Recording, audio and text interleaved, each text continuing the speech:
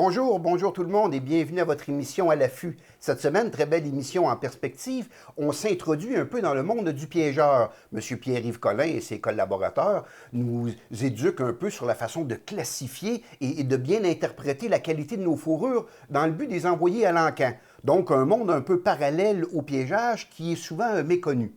Pour m'accompagner dans cette aventure, nul autre que Vincent Cloutier, toujours mon collaborateur. Salut Vincent. Bonjour Sylvain. Que nous prépares-tu comme chronique aujourd'hui? On va démystifier un peu les trépieds de tir, les bâtons de tir. Ah, j'aime ça comme sujet parce que je suis toujours un apôtre qui dit lorsqu'on vient pour tirer sur un gibier, il faut toujours s'accoter pour s'assurer de la précision de notre tir. Et je crois que la venue de ces bâtons-là fait en sorte que dans une zone où on ne peut pas vraiment s'accoter, ça vient sauver la mise. Je suis content que tu sois avec moi parce qu'en tant que spécialiste, on va pouvoir partager nos connaissances. Tu sais, un pêcheur, c'est souvent maniaque, mais quand il arrive l'hiver, souvent il va délaisser son activité puis il va avoir hâte que la glace parte.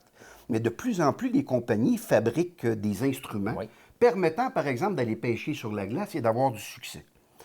On connaît tous les fameux sonars qu'on branche sur un bateau pour essayer de voir un peu la topographie du fond de notre lac, un peu la végétation et la présence des poissons.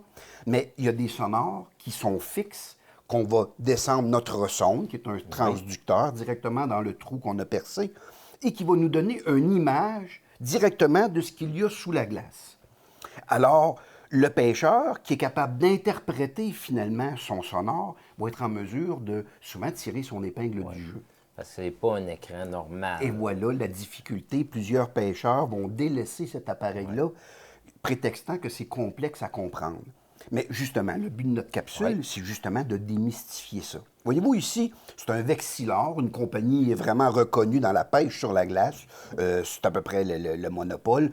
Et c'est un disque qui vire rapidement avec un code de couleur. Les gens appellent ça des flashers, tout simplement.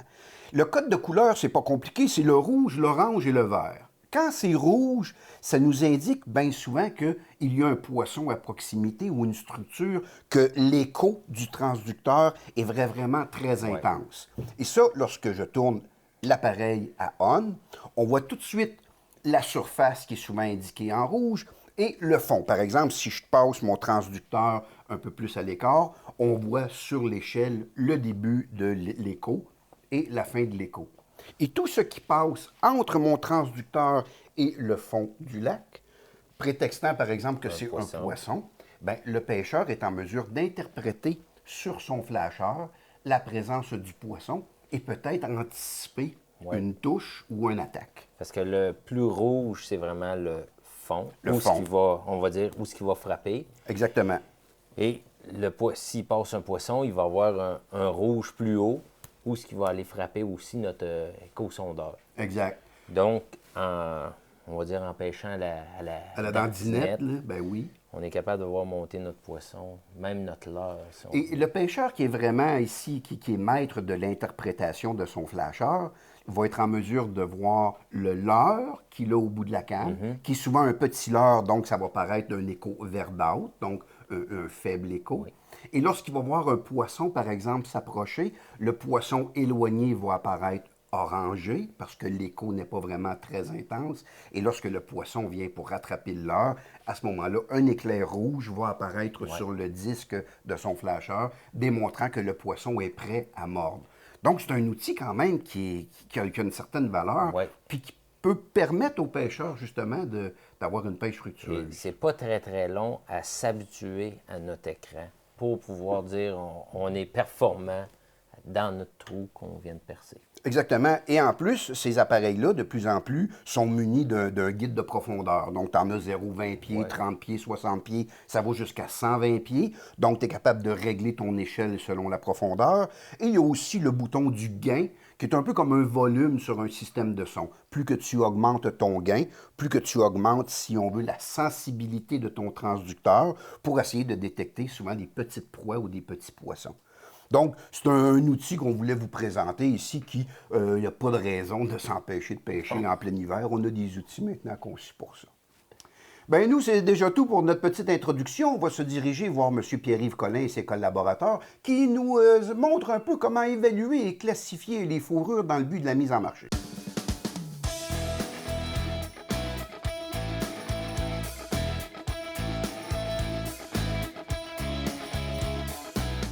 Bonjour, mon nom est Pierre-Yves Collin. Je suis collecteur de fourrure pour la maison d'encan NAFA. Aujourd'hui, on va voir là, un peu le système d'acheminement des pots. Les trappeurs vont nous apporter des fourrures pour mettre en marché via les encans. J'en profite pour remercier le ministère de la Forêt, de la Faune et des Parcs d'avoir mis à notre disposition un local. Puis, suivez-moi, vous allez voir les étapes à l'intérieur.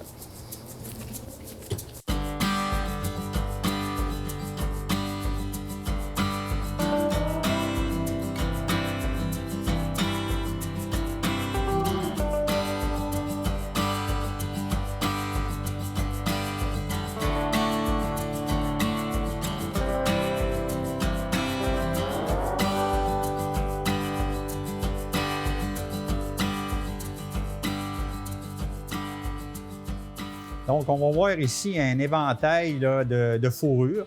Les fourrures qui sont bien présentes au Québec, que ce soit castor, coyote, lynx, pécan, raton, vison. Bien, j'aimerais qu'on peut-être les parcourir sommairement pour des conseils à donner aux trappeurs. Ici, on voit une commercialisation d'une peau de castor. Donc, une peau qui a été, qu'on appelle ouverte. Les pattes sont sorties à travers la peau.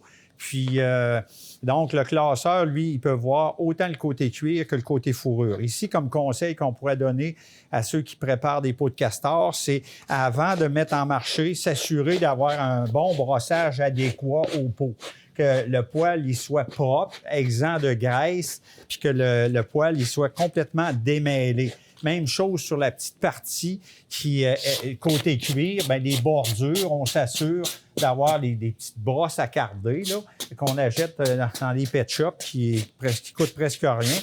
Si on parle quelques secondes d'un coyote, une espèce bien présente qui fait toujours plaisir aux chasseurs quand les trappeurs peuvent en ramasser, en récolter. Cette fourrure-là, la particularité, elle est exposée au final avec la fourrure à l'extérieur. On disait le castor, la peau était ouverte. Celle-là, la fourrure est à l'extérieur, donc le classeur, il veut voir exactement la couleur, la qualité, la densité de la peau. Donc, on voit ici un beau coyote, un coyote adulte, a été bien mis en marché, bien centré. On voit que les pattes ont été laissées à l'intérieur, les pattes du devant. Puis, c'est la même chose. On voit quand même que la peau, elle a été bien brossée.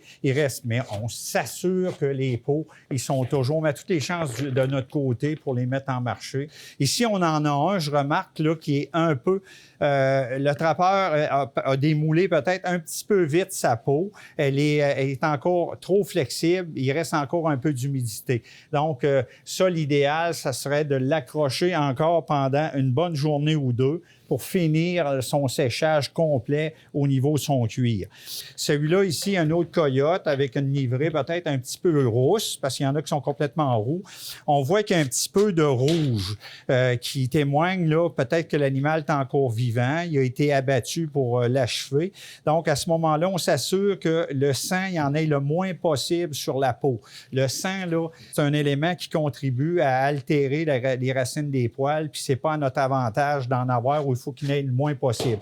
Donc, ce rouge-là, normalement, on aurait dû le faire disparaître en lavant un peu la fourrure, puis juste la portion qui est assouillée, puis on aurait eu des résultats qui seraient tout à notre avantage. Parce qu'une fois que c'est marqué, séché, c'est dur à faire disparaître. Ici, on a un lynx du Canada, une espèce qui est bien présente sur notre territoire, un gros lynx adulte. Qui a été préparé exactement de la même façon qu'un coyote, c'est-à-dire la fourrure à l'extérieur. On remarque que la peau n'a peut-être pas été parfaitement centrée, donc on fait attention lorsque la peau est placée sur le moule. Puis même chose, on a tout intérêt à avoir un brossage là, qui donne une fourrure qui est plus soyeuse. Quand c'est pas bien brossé, ça paraît un peu comme l'expression cotonné. Si on met pas en valeur là, la qualité de la fourrure. Donc, on fait un petit peu attention à ça. On va passer au pécan. Pékin, c'est un mustélidé qui est bien, bien présent sur notre territoire. Un gros pécan mâle, il y a un gros dimorphisme dans le cas des peaux de Pékin. Les mâles sont presque 2 fois plus gros que les femelles. Les mâles et les femelles ont toujours des petites plaques blanches sur le côté ventral. Donc, on voit une peau qui a été bien manutentionnée, fourrure à l'extérieur, bien centrée. Les griffes sur toutes les espèces ont fait disparaître ça, sauf l'ours ou les loups pour ceux qui sont au nord. On va du côté d'autres espèces qu'on a sur notre territoire, comme un vison d'Amérique. On voit juste la petite partie qu'on appelle une fenêtre d'inspection. C'est la seule partie que le classeur va regarder pour classer la peau. Le reste, c'est le cuir qui reste à l'extérieur. Il n'y a pas besoin de voir la fourrure. Il aime voir les pigmentations sur le cuir, voir les cicatrices, le degré de maturité, mais il n'y a absolument pas besoin de voir plus de fourrure que la fenêtre d'inspection. Donc ça, c'est préparé selon les règles de l'art. La lèvre a été retirée. Les pattes de devant sont glissées à l'intérieur. La peau est bien centrée, ventre et dos. On a laissé la membrane dorsale, la selle, sur le cuir, qui en fait une peau de première qualité. On va du côté des ratons laveurs. On a un échantillon ici de ratons laveurs. La particularité, même chose, on laisse le cuir à l'extérieur. On voit ici qu'il y a probablement eu des plombs qui ont déjà atteint cet animal-là. Il y a des chasseurs qui, parfois, vont tirer ces animaux-là. C'est un peu malheureux parce qu'ils brisent les fourrures. C'est toujours mieux pris dans des pièges mortels où l'animal meurt très, très rapidement. Donc, une peau présentée avec le cuir à l'extérieur, comme le vison, comme si on avait un robuscuit. Les oreilles, on les retire, il reste juste des petits bouquets de poils. La peau est bien centrée avec une fenêtre d'inspection qui fait en sorte que le classeur est capable de voir exactement la densité, la couleur, la clarté du raton laveur. Les pattes de devant, on les laisse très, très courtes pour pas que ce soit embarrassant. Il y a beaucoup des chasseurs, donc on peut voir ici une peau d'ours. Une peau d'ours que pour la mettre en marché, le chasseur, le trappeur, il y a des conditions. Bien sûr, il doit avoir enregistré son animal, apposé un coupon de transport sur sa peau qui va suivre jusqu'à ce que l'acheteur acquiert la peau. Il faut toujours que le coupon de transport reste après la peau. Donc, ici, c'est la même chose. C'est un ours qui a une belle densité de fourrure. Peut-être qu'on aurait pu brosser davantage. Les griffes sont dites complètes. La peau est complètement retirée. Même le pad, qu'on pourrait dire, le coussin du pied, a été conservé. Les griffes sont intactes. Donc, ça pourrait servir en montage comme une taxidermie. On remarque que côté cuir, c'est une peau qui est ouverte comme un castor. On remarque que la tête a été laissée complète ici, donc ça pourrait être monté en taxidermie. Les oreilles ont été dédoublées. On pourra voir tantôt sur une peau qui est moins séchée. Le blanc, c'est que cette peau-là, elle avait été gardée probablement au congélateur assez longtemps, puis pas suffisamment emballée. Donc, c'est à faire attention. Lorsqu'on manipule, on met au congélateur des peaux, on s'assure de toujours mettre la fourrure à l'extérieur, puis on termine par la tête. Puis on fait quasiment du suremballage. On met 2-3 épaisseurs de bons sacs de plastique, comme des sacs à poubelle, pour s'assurer que notre peau, que la peau, elle brûle pas. Donc, parallèlement, on pourrait regarder un ours qui a aussi un très, très beau pelage, comme l'autre qu'on a vu précédemment, qui avait été brûlé par le froid. Mais celui-là, il avait été bien conservé. Puis on a le résultat que non seulement la fourrure est belle, mais pour le classeur, on voit qu'il n'y a pas eu d'altération par le froid. Tout le cuir est uniforme. Les oreilles ont été très, très bien vidées, détournées. Puis on a laissé juste suffisamment de la lèvre inférieure. Toujours le coupon de transport bien présent. Les pattes sont bien présentes. En terminant, on pourrait ajouter qu'il existe des outils à disposition des trappeurs, des chasseurs, pour mettre en marché leur fourrure, soit des guides pour la standardisation des pots, comme celui-là ici dans le cas des castors. Il y a des ouvrages comme le standard commercial de préparation de fourrure où tout est détaillé espèce par espèce pour mettre en marché de façon correcte les pots. Bien sûr, il existe tous les guides que les piégeurs, quand ils ont passé leur certificat pour l'obtention de l'achat de permis. Donc, c'est des ouvrages qui sont très, très précieux parce qu'il faut bien se rappeler que tous les piégeurs, les chasseurs qui veulent mettre en marché des pots, ils doivent absolument enregistrer sur des papiers officiels reconnus par le ministère. Donc, qu'on fasse affaire avec une maison d'encan, un commerçant, un taxidermiste, une maison de tannage, les pots doivent être enregistrés pour être cumulés dans les statistiques officielles du ministère. Donc, les trappeurs qui l'envoient aux maisons d'encan d'une année à l'autre reçoivent des papiers qui sont déjà tous pré-remplis où il reste seulement à indiquer les quantités par espèce avec bien sûr là, la date puis sa signature qui authentifie que le trappeur, c'est lui qui a capturé ces pots-là. Il y a des étiquettes là, qui vont servir à aller dans les sacs d'expédition, sur les sacs, pour être certain que rien soit mêlé.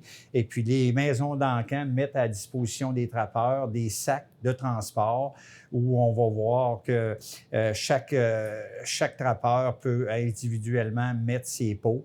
Puis, il n'y a rien qui va se mêler, il n'y a pas de confusion. Puis l'intermédiaire va acheminer ça aux maisons d'encan de la façon la plus sécuritaire possible. Donc, les piégeurs, les chasseurs ont tout intérêt à mettre en marché de la meilleure façon possible leur fourrure. Et puis, moi, ce que je vous dirais, bien, restez à l'affût. C'est la meilleure façon de toujours être, comme on dit, sur la coche.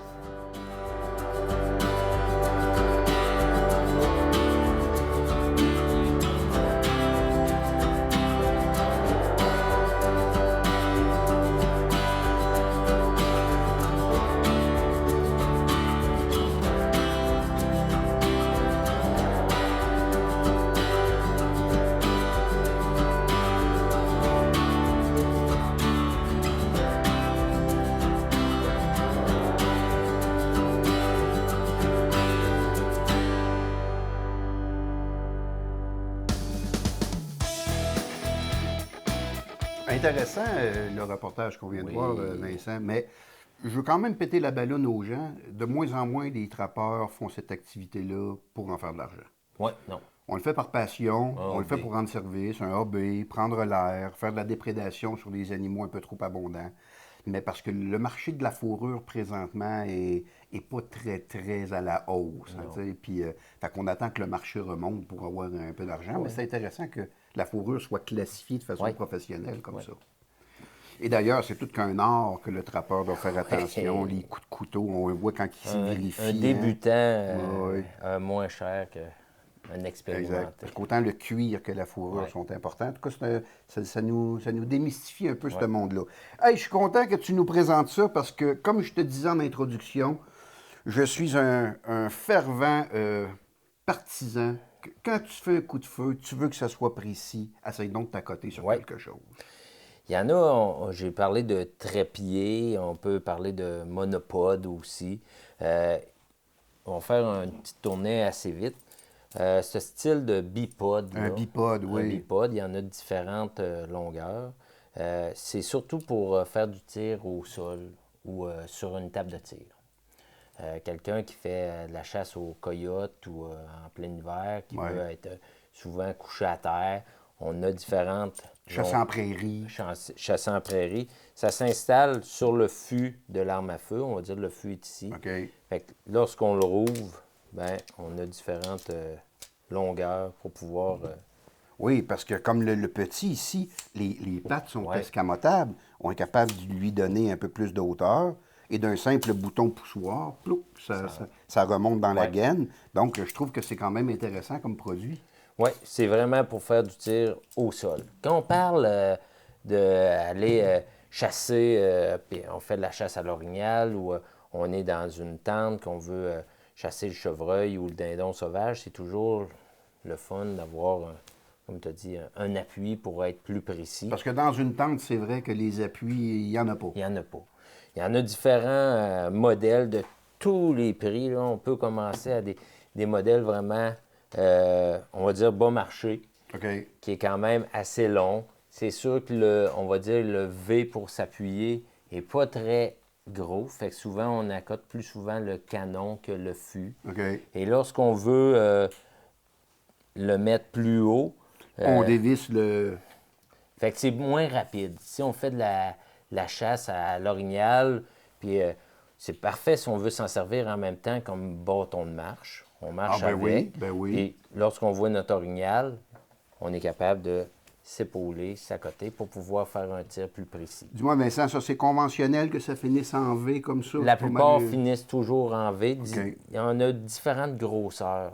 Ah. Plus que le V est, on va ben dire, oui, on voit ici, il y en a un beaucoup plus large. beaucoup plus large. Ce modèle-là est un peu spécial. On peut s'en servir comme monopode aussi. OK. Pas très, très long.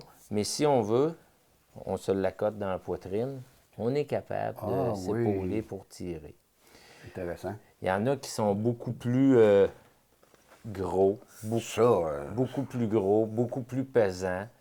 C'est vraiment pour être fixe. C'est plus long marcher avec ça.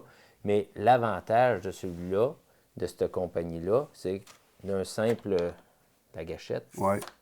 on peut y donner La hauteur que tu veux. Donc, un tir rapide, tu es capable de t'ajuster directement pour ton arme à feu. On peut monter jusqu'à 62 pouces. Là. Quand même. Ouais. Et dis-moi si je me trompe, on dirait qu'il y a un sabot ici, Oui. spécialement pour les caméras. Les caméras ou les lunettes d'observation. Ah oui, au champ de tir, tu veux champ voir de la tir, cible, ouais. tu visses ton télescope là-dessus. Wow. Le mien personnel, je vais te le montrer, Sylvain, il y a un peu de vécu. Oui, il est beaucoup plus court. Moi, l'avantage, c'est que je veux qu'il rentre dans mon sac à dos. Ben oui, tu le traînes tout le temps. Je le traîne toujours, fait que quand je le mets au plus court, mais c'est un petit peu plus long si je veux. Comme tu vois, il y a du vécu un peu. Oui, il est allé sur le terrain. Il est allé sur le terrain. Je l'utilise beaucoup pour la chasse aux dindons dans une tente OK. ou même fixer ma caméra dessus. Très intéressant. J'étais pas au courant de tous ces gadgets-là qui nous permettent justement d'avoir une certaine stabilité lors du tir. Puis tu me fais allumer la chasse au dindon, même si c'est avec un fusil. C'est vrai pareil que dans une tente, un appui. Hein, Merveilleux. Ne lésinez pas sur ce petit détail. Ça fait souvent le succès entre avoir un succès ou avoir manqué notre gibier. Merci beaucoup, Vincent. Très intéressant. Bien, en ce qui nous concerne, c'est déjà tout pour cette semaine. On remercie Pierre-Yves Collin et ses collaborateurs pour cet excellent reportage. Nous, on se donne rendez-vous sur notre page Facebook, à l'affût Série Télé. Et quoi qu'on en dise, bien, à la semaine prochaine, on reste à l'affût.